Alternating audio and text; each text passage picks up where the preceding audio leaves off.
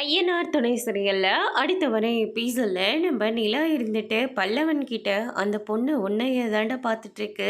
ஒருவேளை உன்னை அந்த பொண்ணுக்கு பிடிச்சிருக்க போல இருக்கு பல்லவா அப்படின்ற மாதிரி வந்து சொல்கிறாங்க. அனி நீங்கள் வேற காமெடி பண்ணிட்டு இருக்காதீங்க. சரி அதெல்லாம் இருக்கட்டும், காலேஜில் ஒரு பொண்ணு உன்னை பார்க்குது, நீ அந்த பொண்ணை பார்க்குறேன்னு சொன்னல, அது என்னாச்சு அப்படின்னு சொல்லிட்டு கேட்கவும், அது எல்லாமே பிரேக்கப் ஆகிடுச்சு. ஏன்னா அந்த பொண்ணு என்ன வெறும் ஃப்ரெண்டாக தான் பார்த்துருக்கான். நான் தான் தேவையில்லாமல் ஓவராக கற்பனைலாம் பண்ணிட்டேன் அப்படின்ற மாதிரி சொல்கிறாங்க. பரவாயில்லடா பல்லவா, இந்த பொண்ணு ரொம்ப அழகாக தான் இருக்கா, அதனால நீ இந்த பொண்ணை ட்ரை பண்ணடா. அதுக்காக இந்த பொண்ணை லவ்வெல்லாம் பண்ணிடாது. பண்ணு, நான் வேண்டான்னு சொல்லலை. ஆனால் இப்போ எக்ஸாம் எல்லாம் வரப்போது, நல்லா படிக்கணும் சரியா அப்படின்ற மாதிரி நிலா வந்து சொல்லிடுறாங்க.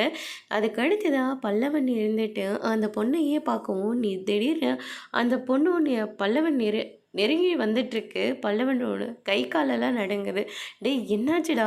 இல்லை நீ அந்த பொண்ணு கிட்ட வர வர என் கையெல்லாம் நடுங்குது அப்படின்ற மாதிரி சொல்கிறாங்க. நீங்கள் பல்லவரா, உங்களை எனக்கு ரொம்பவே பிடிக்கும். ரொம்ப நாளாக நான் உங்களை பார்த்துக்கிட்டு தான் இருக்கேன், ஃபாலோவும் பண்ணிக்கிட்டு தான் இருக்கேன். உங்களை எனக்கு ரொம்ப பிடிச்சிருக்கு அப்படின்ற மாதிரி வந்து சொல்கிறாங்க. இதுக்கிட்ட பல்லவன நிலாவும் பயங்கரமாக ஷாக் ஆகுறாங்க. அதுக்கு அடுத்தது இந்த பக்கம் நம்ம சந்தையாக இருந்துட்டு, நான் அவனெல்லாம் கல்யாணம் பண்ணிக்க மாட்டேன் அப்படின்னு சொல்லிட்டு அவங்க அண்ணங்கிட்ட சண்டை போட்டுட்ருக்காங்க. உடனே நம்ம சேரனே இருந்துட்டு, இந்த பிரச்சனை இன்னும் முடியலையா? முடியவே இல்லை. என் அம்மாவும் என் அப்பாவும் ஃபோன் பண்ணி ரொம்ப டார்ச்சர் பண்ணிகிட்டு இருக்காங்க. அதனால இவ்வளோ இவ்வளோ கஷ்டப்படுத்தவும் என்னால் முடியல அப்படின்னு சொல்லிட்டு நடந்த எல்லா விஷயத்தையும் சொல்கிறாங்க. அதோடு முடிச்சிருக்கு.